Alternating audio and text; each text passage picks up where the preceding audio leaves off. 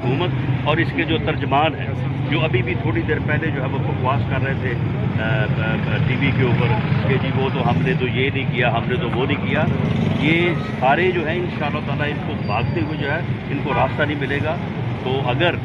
जो है कोई हादसा होता है तो उसकी जिम्मेदारी इनके ऊपर। हमारा प्रोग्राम पुरअमन है, हम अब भी